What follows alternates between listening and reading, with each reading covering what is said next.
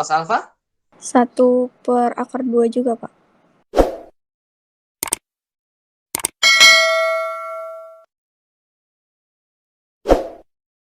Kita akan mendalami kembali materi tentang jumlah dan selisih dua sudut suatu trigonometri ya. Pekan lalu sudah Bapak berikan video pembelajarannya. Hari ini coba kita dalami kembali. Semoga penjelasan pada hari ini bisa menambah pemahaman kalian tentang materi rumus jumlah dan selisih dua sudut. Yang pertama, ya, Bapak tampilkan kembali slide tentang formula jumlah selisih dua sudut pada sinus, kosinus, dan tangen. Sebenarnya sekali lagi Bapak tidak meminta kamu untuk menghafal ya, karena matematika bukan untuk dihafal, tapi sebenarnya tanpa kamu hafal pun gitu ya, kalau kamu sering mengerjakan latihan soal itu akan ingat sendiri gitu ya formulanya itu, karena dia ada polanya gitu ya, ada polanya, ada patternnya gitu ya. Sin berarti tanda operasinya sama. Kalau penjumlahan berarti penjumlahan. Sin A plus B, maka sin A cos B ditambah cos A sin B gitu ya. Kalau sebentar Bapak ambilnya, kalau sin A min B berarti tadi ya, tandanya nggak berubah nih ya. Tandanya kalau min berarti min. Tinggal di sininya berarti sin A cos A sin B gitu ya. Jadi kalau jumlah selisih dua sudut pada sinus, tandanya ini mengikuti gitu ya, sama gitu ya. Kalau plus dia plus, kalau min dia min. Berarti seperti itu. Nah, kalau pada kosinus ya, yang kalian lihat polanya, tandanya berubah gitu ya. Kalau plus berarti dia min. Kalau di sini cos A min B berarti sininya plus gitu ya. Yang diingat, kalau cos berarti kedua-duanya cos nih, cos dikali cos gitu ya, cos A kali cos B, sin A dikali sin B. Kalau yang sin dia ngilang, sin A cos B, cos A sin B gitu ya. Pokoknya intinya sebenarnya ngapalinnya gampang gitu ya, tanpa perlu kita menghafal, kita lihat polanya tahu gitu ya. Nah, ini kemudian yang ketiga tentang tangan ya, juga ini juga sama ya. Kalau kalian lihat mengingat tandanya aja, kalau plus berarti yang di atas plus, kalau min berarti yang di atas tandanya juga minus gitu ya. Nah, oke, kira-kira seperti itu ya. Ini formula rumus jumlah selisih dua buah sudut pada trigonometri. Nah, kita lanjutkan. Jadi pada hari ini Bapak akan fokus langsung ke latihan soal ya. Sebagai contoh ya, diketahui sin X sama dengan 3/5. Itu kalau kamu kecil di layar handphonenya bisa di zoom ya. Bisa kamu zoom. Kemudian diketahui cos Y sama dengan 12/13.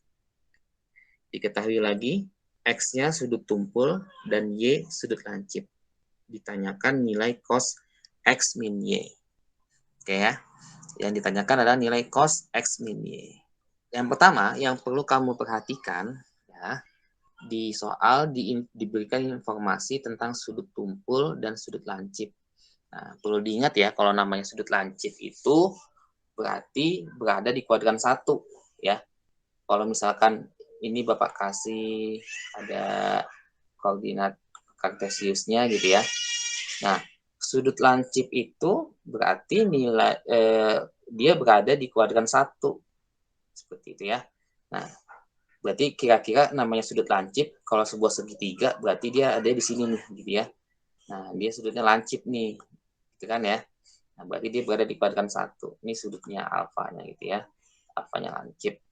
Nah, berarti di antara 0 sampai 90 derajat kan. Ini kan 0 ya. Kemudian sampai sini dia sudutnya 90 derajat.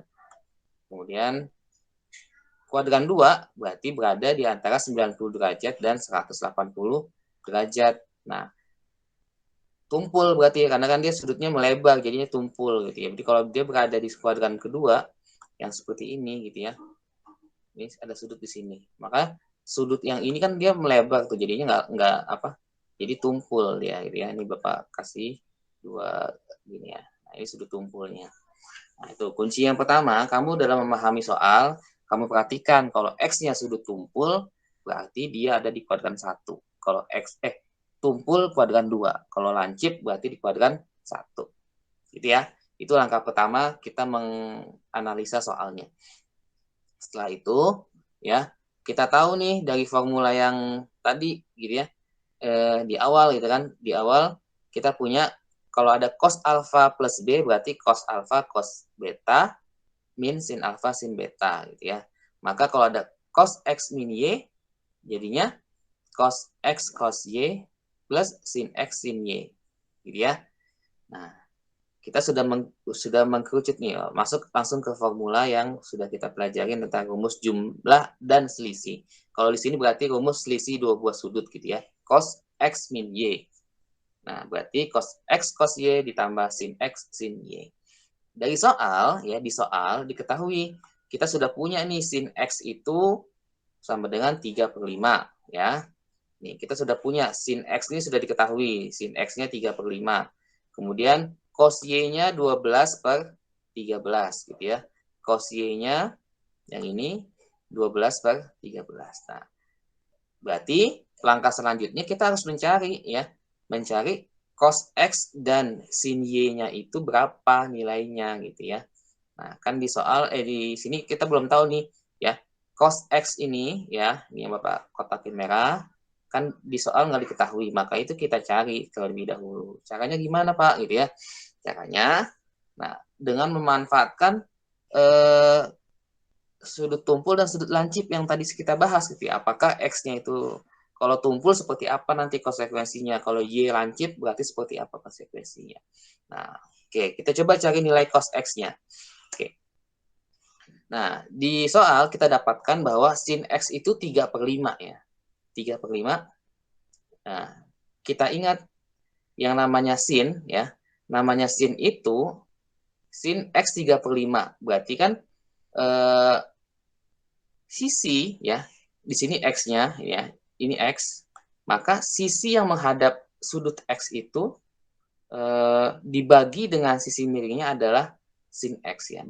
Kalau soal 35 maka kita dapatkan sisi yang menghadapnya itu 3, kemudian sisi miringnya 5. Oke, sampai sini jelas ya?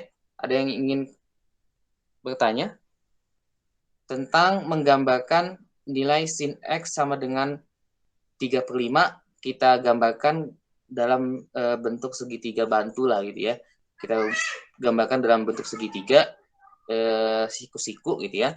Maka kalau sin X sama dengan 3/5 bisa kita gambarkan sisi yang menghadap sumbu X-nya ini yang tegak ini nilainya 3 ya. Kemudian sisi miringnya nilainya sama dengan 5. Nah, sampai sini jelas ya. Nah, dengan Pitagoras kita akan dapatkan bahwa sisi sampingnya ini ya, sisi yang berada di samping sudut X dengan Pitagoras kita dapatkan maka nilainya 4 gitu ya. Kan kalau tinggal kamu ini aja 25 akar dari 25 min 9 berarti akar 16. Akar 16 nilainya sama dengan 4. Nah, kita sudah gambarkan dari sin X sampai dengan 3/5 ya, sebuah segitiga dengan sudut X di sini ya. Sisi menghadap sudut X panjangnya 3, sisi miringnya 5 dan sisi sampingnya 4 ya. Nah, maka dengan begitu kita dapatkan nilai cos X-nya. Ada yang tahu cos X-nya berarti berapa? Dari segitiga bantu ini bisa kita dapatkan nilai cos X ya. Nih, nilai yang ini nih. Nilai cos X-nya nih. Ada yang bisa jawab nilai cos X-nya berapa? Sisi samping dibagi dengan sisi miring kalau cos. 4/5 bukan Pak? Sisi sampingnya itu 4 gitu ya. Sisi miringnya 5, maka kita dapatkan cos X itu 4/5. Nah, tapi sini kamu perhatikan, itu kan dari gambar ya, dari gambar kita bisa lihat 4/5. Nah, tapi di soal ya, diberikan bahwa X-nya itu adalah sudut tumpul ya. X adalah sudut tumpul. Nah, maka dia berada di kuadran kedua. Nah, pada kuadran 2, nilai trigonometri yang bernilai positif itu hanya nilai sinus ya, nilai sinus. Untuk nilai kosinus, untuk nilai tangen itu semuanya bernilai negatif. Nah, maka karena dia berada di kuadran kedua, maka cos X-nya itu yang tadinya kalau dilihat dari gambar segitiga 4/5, maka perlu kita tambahkan negatif 4/5, gitu ya. Nah, ini makanya fungsi dari kita memahami apakah sudutnya tumpul atau lancip untuk memastikan apakah nilai kosinusnya itu positif atau negatif, gitu ya. Karena nanti kalau namanya matematika beda ada minusnya, nggak ada minusnya beda, gitu ya. Bukan jawaban, itu jawabannya salah. Makanya perlu diperhatikan soalnya ya, perlu dibaca kembali. Nah, betul tadi kalau dari gambar kamu bisa lihat nilainya 4/5 kosinusnya, tapi ada syaratnya, X-nya tumpul. Maka karena tumpul dia berada di kuadran kedua. Kalau di kuadran kedua berarti kosinusnya bernilai negatif. Sehingga cos X-nya adalah negatif 4/5. Gitu ya. Ya, semoga bisa dipahami. Nah, yang kedua. Yang kedua kita mencari nilai sin Y. Sin Y belum dapat juga nih ya. Kan kita belum tahu nilai sin Y berapa. Nah, dengan cara yang sama, dengan segitiga bantu, bisa kita tentukan bahwa ya di soal kita dapat cos Y itu 12/13. Ingat, cos berarti sisi samping dibagi dengan sisi miring, gitu ya. Berarti kalau di sini sudut Y-nya, ya, maka sisi sampingnya 12, sisi miringnya 13, ya. Dengan Pitagoras, kita dapatkan sisi tegaknya, yaitu sisi yang menghadap sudut Y, ya, sisi yang menghadap sudut Y ini dengan Pitagoras kita dapatkan nilainya sama dengan 5. Oke. Nah, berarti nilai sinus Y-nya berapa? Dengan bantuan segitiga ini, kamu bisa dapatkan nilai sin Y-nya berapa, Nak? 5/13. 5/13. Pertanyaan selanjutnya. Sin Y-nya itu, 5/13-nya itu negatif atau positif? Positif, Pak. Apa positif? Karena sudut lancip. Lancip, karena dia di kuadran 1. Tepat sekali. Ya, maka nilai sin Y-nya adalah 5/13. Nah, udah tuh. Kita sudah dapat nilai cos X-nya, sudah dapat nilai sin Y-nya, tinggal kita kembali ke soal, tinggal kembali ke sini ya. Kita masukkan nilai cos X-nya adalah min 4/5, gitu ya. Nilai cos Y-nya di soal ada tuh, sama dengan 12/13. Kemudian nilai sin X-nya 3/5, nilai sin Y-nya 5/13. Udah, kalau kayak gini mah tinggal hitung-hitungan biasa aja nih, gitu ya. Dengan biasa kita kalikan, kita jumlahkan, kita dapatkan min 48/65 ditambah 15/65. Sehingga bisa kita tulis menjadi min 33/65. Oke, sampai sini ada yang ingin ditanyakan, Nak? Terutama tentang segitiga bantu ini ya.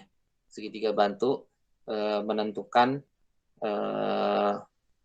nilai kosinus menggunakan segitiga bantu ya. Pak, mau bertanya Pak. Silakan. Itu yang untuk nilai sin Y-nya itu 5/13 ya Pak? Kenapa enggak 5/12 Pak? Kalian kalau nggak salah di SMP ya, di SMP itu kalau nggak di kelas 8 apa kelas 9 gitu ya, sudah belajar tentang trigonometri sederhana ya. Nih, trigonometri sederhana itu dari sebuah segitiga siku-siku ya, dari sebuah segitiga siku-siku. Ini Bapak gambarkan ya, coba kalian perhatikan ya. Ini ada segitiga siku-siku ya. Jika di sini ada sebuah sudut X gitu ya. Ya, di sini sudut X. Oke, kita kasih sisinya. Kalau yang sisi tegaknya ini Bapak kasih A gitu ya. Kemudian sisi sampingnya kita kasih dengan B ya. Kemudian sisi miringnya kita kasih dengan R deh gitu ya. Nah, berarti sinus itu ya adalah pembagian ya atau perbandingan dari sisi yang menghadap sudut X tersebut dengan sisi miringnya ya. Sisi yang menghadapnya itu berarti kan A ya. Berarti A dibagi dengan R ya. Tuh ya. Jadi definisi dari sebuah sinus suatu sudut pada segitiga siku-siku adalah perbandingan dari sisi yang menghadap sudut tersebut dibanding dengan sisi miring pada segitiga tersebut. Paham enggak Pak? Gitu ya. Nah, kalau cosinus, kalau cos X berarti apa?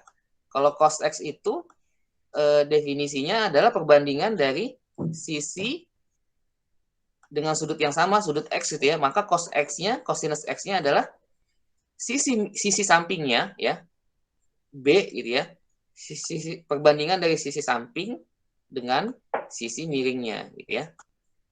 Nah, nanti dengan tangan ya, dengan konsep segitiga bantu ini, tangan X-nya itu ya, tangan X-nya adalah perbandingan antara sisi yang menghadap sudut X gitu ya, atau A, sisi A-nya dibagi dengan sisi sampingnya gitu ya.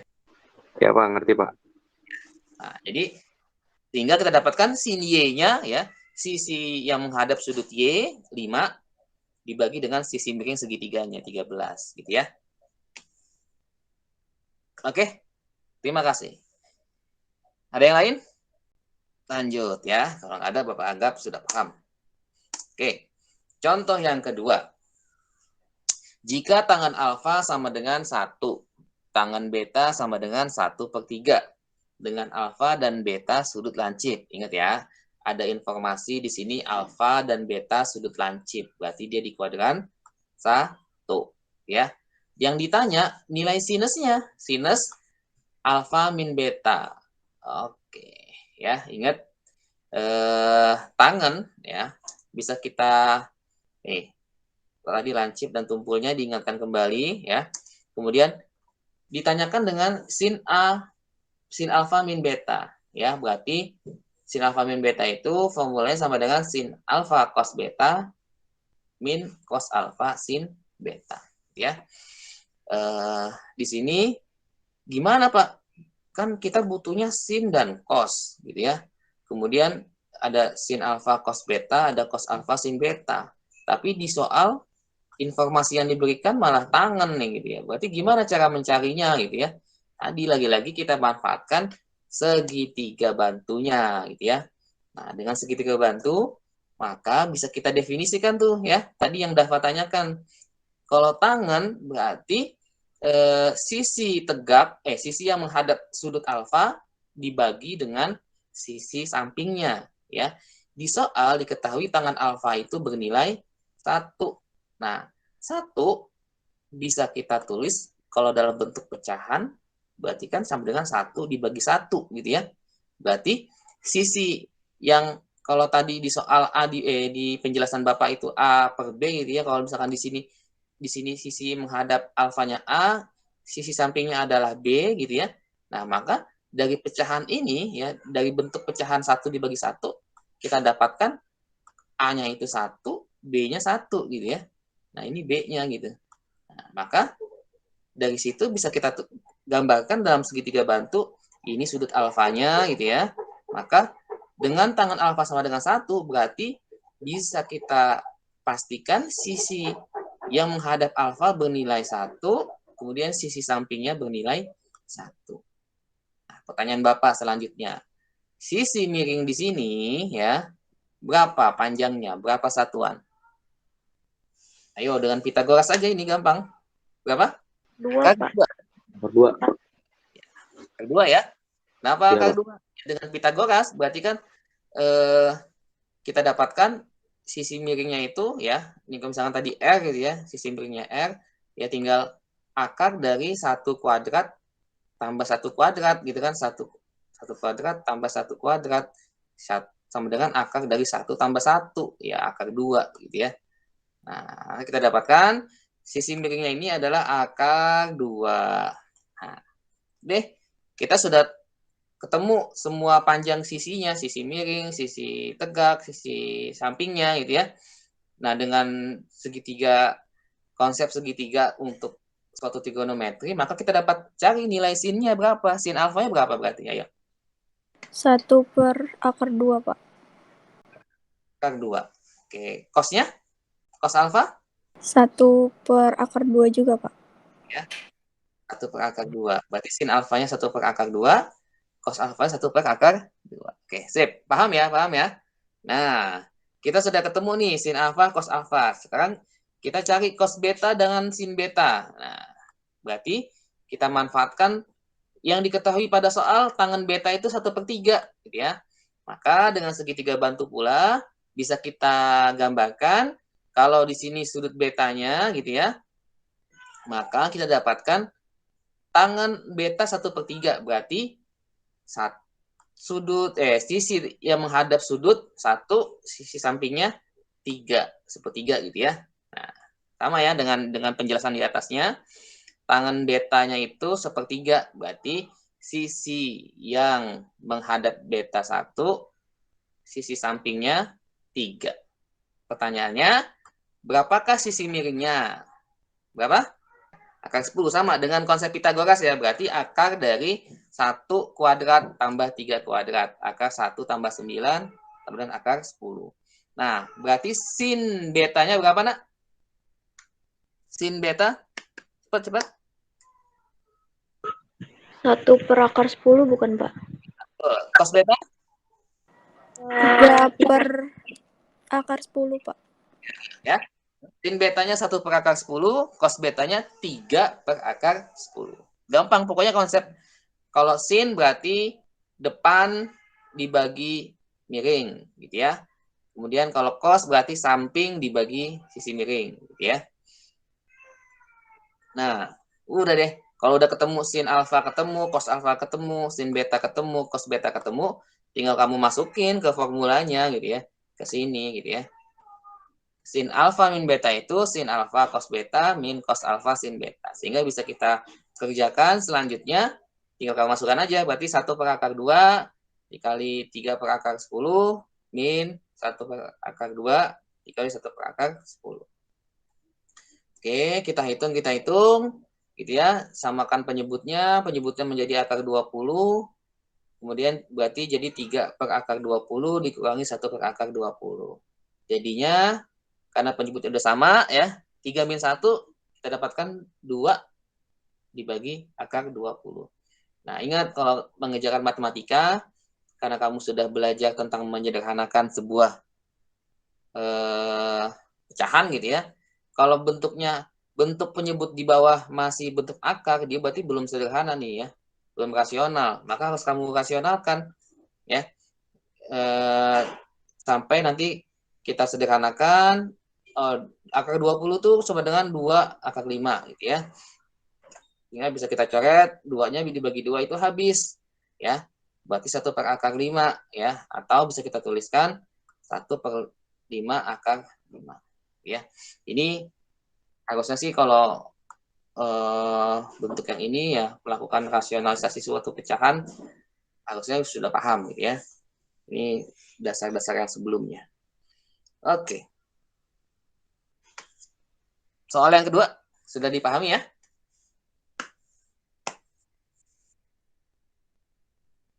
Ada yang ingin bertanya? Oke, jelas ya?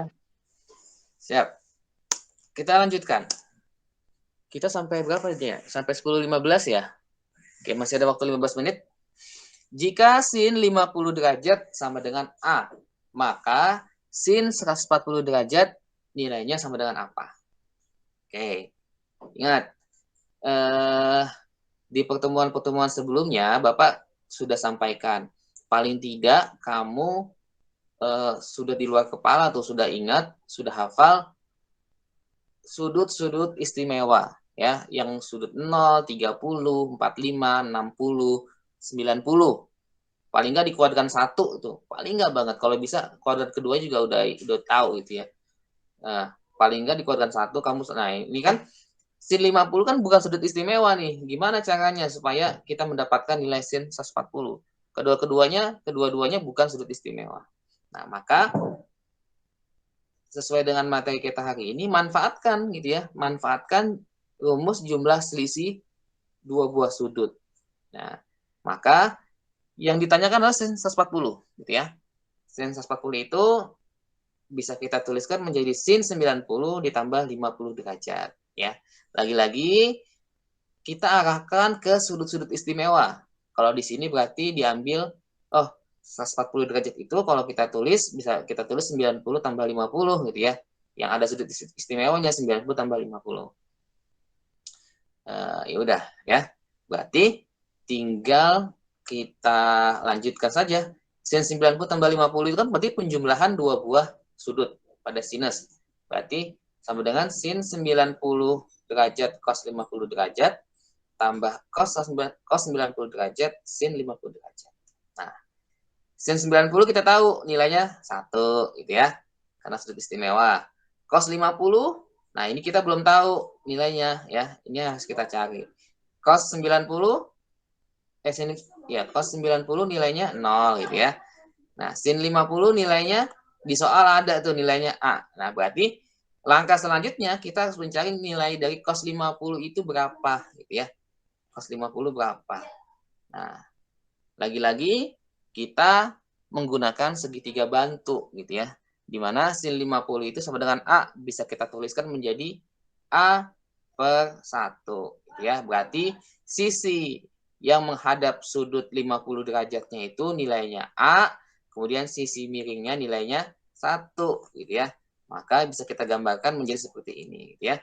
Sin 50 derajat ya, A per 1 berarti sisi menghadap 50 derajat nilainya A, kemudian sisi miring nilainya 1. Nah, sisi yang sampingnya kan kita nggak tahu ya, karena kan infonya hanya nilai sin 50. Nah, maka dengan Pitagoras, ya bisa kita cari nilai sisi sampingnya atau nilai X-nya, yaitu dengan Pitagoras ya, sama dengan, kalau seperti ini berarti X kuadrat sama dengan 1 kuadrat min A kuadrat. Atau bisa kita tuliskan X kuadrat, kalau kuadratnya kita hilangkan menjadi akar dari 1 min A kuadrat. Gitu ya.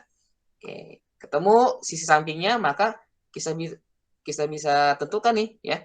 Kita bisa cari cos 50-nya berarti berapa? Sampai di sini ketemu nilai X-nya, maka pertanyaan selanjutnya cos 50-nya ya. Cos 50 nilainya sama dengan berapa? Sama dengan apa? Akar 1 min A kuadrat plus 1, Pak. Per 1. Atau cos 50 sama dengan ya itu, X-nya itu gitu ya. Nah, berarti cos 50 sama dengan tadi yang kamu bilang akar 1 min A kuadrat dibagi 1 atau sama dengan akar 1 min A kuadrat gitu ya. Oke. Udah, tinggal kita masukkan ke sini gitu ya. Cos 50-nya kita masukkan ke lanjutan penyelesaian soalnya. Ya, berarti sin 90 nilainya 1 tadi ya.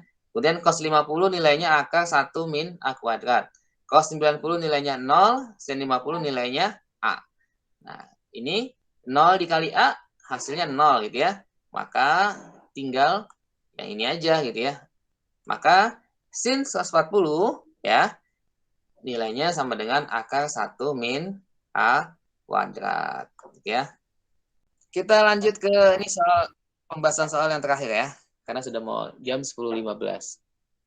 Oke, apabila tangan 5 derajat sama dengan P, kemudian pertanyaannya nilai tangan 140 derajat dalam P adalah ya. Jadi yang diketahui hanya ini tangan 5 derajat itu sama dengan P. Tanya tangan 140 nilainya berapa ya. Oke, lagi-lagi kita gunakan sudut istimewa ya. Sudut istimewa pada kuadran 2. Di sini ada 135 derajat. Berarti tangan 140 itu 135 tambah 5 gitu ya. 135 tambah 5. Ya. Tangan 135 ada yang tahu nilainya berapa? Min 1 bukan, Pak? Min 1, betul ya. Dia berarti kan 90 tambah 45 gitu ya. Kira-kira seperti itu. Berarti kan 90 tambah 45. Berarti tangan min 45 ya. Berarti tangan min 45 itu nilainya sama dengan min 1 gitu ya. Nah, tangan 135 itu min 1. Kemudian tangan alfa ya. Tangan alfa tadi di formula di awal kita sampaikan tangan alfa plus B itu tangan alfa plus tangan B dibagi 1 min tangan alfa dikali tangan B. Tinggal kita masukkan aja. Berarti alfanya 135 betanya 5. Berarti tangan 135 tambah tangan 5, kemudian dibagi 1 min tangan 135 dikali tangan 5. Nah, tangan 135-nya adalah min 1 ya. Tinggal kita masukkan ke sini gitu ya. Tangan 135-nya kita ganti dengan min 1. Tangan 5-nya ya, kita ganti dengan P. Karena di soal diketahui misalkan tangan 5 itu sama dengan P. Ya udah tinggal kita masukkan aja. Berarti min 1 ditambah P. Pembilangnya seperti itu ya. Min 1 tambah P. Kemudian menyebutnya 1 dikurangi ya, tangan 135 min 1. Tangan 5 P ya. Sehingga ini cuman kita sederhanakan aja. Berarti min 1 per P dibagi 1 tambah P. Ingat ya, min ketemu min jadinya plus. Berarti penyebutnya jadi 1 plus P. Atau supaya enaknya lihatnya enak gitu ya, P-nya kita kedepanin jadi P min 1 dibagi P plus 1. Oke? Sampai sini selesai pembahasan contoh soal dari Bapak. Sebelum Bapak tutup, ada yang ingin bertanya? Jelas, Nak? Jelas, Pak. Terima kasih, Lutfi. Ya. Semoga yang lain juga jelas dengan pembahasan pada hari ini. Ya.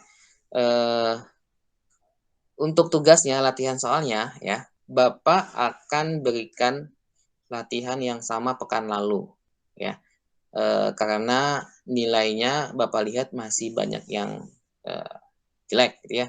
Jadi, Bapak akan kasih tugas yang sama dengan tugas pekan lalu, semua mengerjakan ulang ya, semua mengerjakan ulang. Jadi nanti Bapak ambil yang terbaik. Apalagi kalau yang pekan lalu belum mengerjain, ada tuh 1-2 orang belum mengerjain ya, maka wajib mengerjakan pada hari ini ya.